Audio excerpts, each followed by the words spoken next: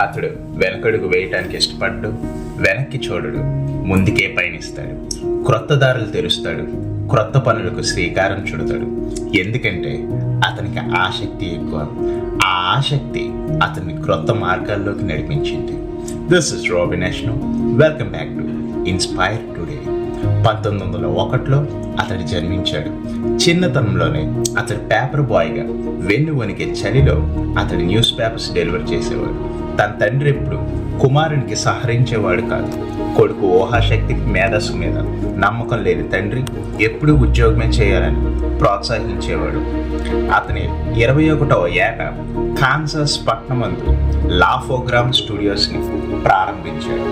ఆర్థిక పరిస్థితుల వలన ఆ కంపెనీ ఘోర అపజయాన్ని చూసింది. ఆర్థిక వనరులు లేక సతమతమైంది. చివరికి కంపెనీ మూతబడిపోయింది. అతని దగ్గర డబ్బులు లేక ఆ కంపెనీ ఆఫీస్లోనే పడుకునేవాడు. చివరికి తిండి లేక అక్కడ స్ట్రీట్ డాగ్స్ తింటున్న దగ్గరికి వెళ్ళి అవి తిని తన కడుపు నింపుకున్నాడు. ఎందుకంటే తినడానికి కూడా అతని దగ్గర డబ్బులు లేవు. కానీ అతడు ఆగలేదు. $40 సంపాదించి ఒక సూట్ కేసు పట్టుకొని అతడు హాలీవుడ్లో అడుగుపెట్టాడు.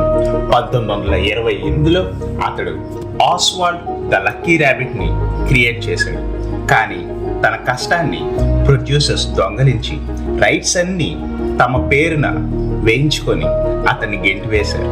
నిరాశతో ఉన్న అతను తిరిగి ట్రైన్లో ఇంటికి వెళ్తున్న సమయంలో తన సృజనాత్మకతో మరొక సృష్టిని సృష్టించాడు. దాని పేరే స్టీమ్ బోట్ విల్లీ. అందులో ఉండే క్యారెక్టర్ పేరే మిక్కీ మౌస్. అతని పేరే వాల్ట్ డిస్నీ. దాదాపు కొన్ని 100 కార్టూన్లు అతడు చేసిన అవన్నీ ఎక్కువ ఆదరణ తీసుకొని రాలేదు. 1937లో డిస్నీ ఒక యానిమేటెడ్ సినిమాని నిర్మించాలనుకున్నాడు. ఫిల్మ్ ఇండస్ట్రీ దానిని ఒక డిస్నీస్ ఫాలీ అని కించపరిచింది. ఎవరో ఒక యానిమేటెడ్ సినిమాని నార్మల్ సినిమా రన్ టైంలో చూడరు అని ఎగతాళి చేశారు. ఇన్వెస్టర్స్, ప్రొడ్యూసర్స్ ఎవరూ ముందుకు రాలేదు. బ్యాడ్ ఐడియా అని తీర్మానించారు. అప్పటి వరకు చిన్న చిన్న కార్టూన్ షోస్ చేసిన డిస్నీకి ఫుల్ లెంత్ యానిమేటెడ్ సినిమా ఛాలెంజ్గా తీసుకున్నాడు. అతని విజన్, ఇన్సైట్ని నమ్ముకున్నాడు. డిస్నీ తన ఆస్తిని, తన ఇంటిని, తన సమస్త ఈవులన్నీ అమ్ముకొని యానిమేషన్ సినిమా చేశాడు. దాని పేరే snow white and the 7 dwarfs. ఒక్కసారిగా చరిత్ర మారింది. క్రొత్త శకం మొదలైంది. వేలెత్తి చూపిన ప్రతి ఒక్కరూ నోరు మూసుకున్నారు. డిస్నీకి కాసుల వర్షం కురవడం మొదలైంది. ఏకంగా $8 మిలియన్ల ఆ కాలంలో ఆ సినిమాకి వచ్చింది. పూర్తిగా డిస్నీ స్టూడియోస్ ఫేట్ మారిపోయింది.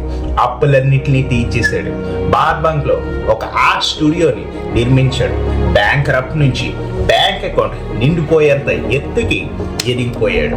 1940లో వరల్డ్ వార్ 2లో ఎంతో లాసెస్ వచ్చిన, ఆర్థిక ఇబ్బందులు సివియర్గా బాధించిన వాల్ట్ డిస్నీ వెనకడుగు వేయలేదు. బడ్జెట్ తగ్గించి చిన్న సినిమాలు తీయడం మొదలుపెట్టాడు. కానీ క్రియేటివ్గా ఉండేలా చూసుకున్నాడు. దానికి ఉదాహరణ డంబో వచ్చింది. హిట్ అవి. ఛాలెంజెస్ స్వీకరించడం, వీటికి క్రొత్త దారులు వెతికి తన డ్రీమ్ని కాపాడుకున్నాడు. 1955లో ఒక అమ్యూస్మెంట్ పార్క్ పెట్టడానికి సిద్ధపడ్డాడు. ఎక్స్పర్ట్స్ అది ఒక ఫెయిల్యూర్ ప్రాజెక్ట్ అని ముద్ర వేశారు. ఫండ్స్ ఆగిపోయాయి.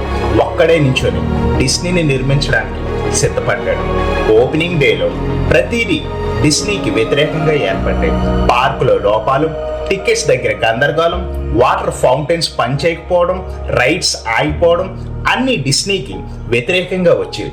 బ్లాక్ సండేగా దాన్ని పేర్కొన్నారు. కానీ డిస్నీ ఆగలేదు. ప్రతి దానిని ఇంప్రూవ్ చేయడం మొదలుపెట్టాడు. ఇంప్రూవ్ చేసి ఇప్పుడు డిస్నీ ల్యాండ్ కంటే అది ఒక గొప్ప పార్క్గా నిలబెట్టాడు. కొన్ని కోట్ల మంది విజిటేషన్స్తో Disneyland the most successive వెంచర్గా నిలిచింది. హాలీవుడ్ రిజెక్ట్ చేసిన మిక్కీ మౌస్కి ఆస్కర్ రికగ్నిషన్ వచ్చింది. చిన్న చూపు చూసిన కార్టూన్ సినిమాలే ఇప్పుడు ప్రపంచం అంతటా బ్రహ్మరథం పట్టి ఆకాశమే హద్దురా అనిపించేంత అభిమానాన్ని సంపాదించింది. వాల్ట్ డిస్నీ తన సృజనాత్మకతను, తన విషన్ని, తన స్కిల్స్ మీద నమ్మకం పెట్టుకున్నాడు. If you can dream it, you can do it. ఏదైనా సాధ్యమే నువ్వు దాని గురించి వర్క్ చేస్తే. ఛాలెంజెస్, కాంపిటీషన్ నేను గ్రో అవ్వేలా చేస్తాయి. సృజనాత్మకతకు వయసు లేదు, చేయాల్సిందల్లా కార్యరూపంలో జరిగించాలి. డిస్నీ ల్యాండ్ అనేది గ్రో అవుతూనే ఉంటుంది. సృజనాత్మకత ఉన్నంత వరకు ఎదుగుతూనే ఉంటుంది. ఎందుకంటే వాళ్ళకి ఆగిపోవటం అంటే ఏమిటో తెలియదు. This is Robin Ashno. ఈ వీడియో మిమ్మల్ని ఇన్స్పైర్ చేస్తే అందరికీ షేర్ చేయండి, లైక్ చేయండి, సబ్స్క్రైబ్ చేయండి. Thank you all.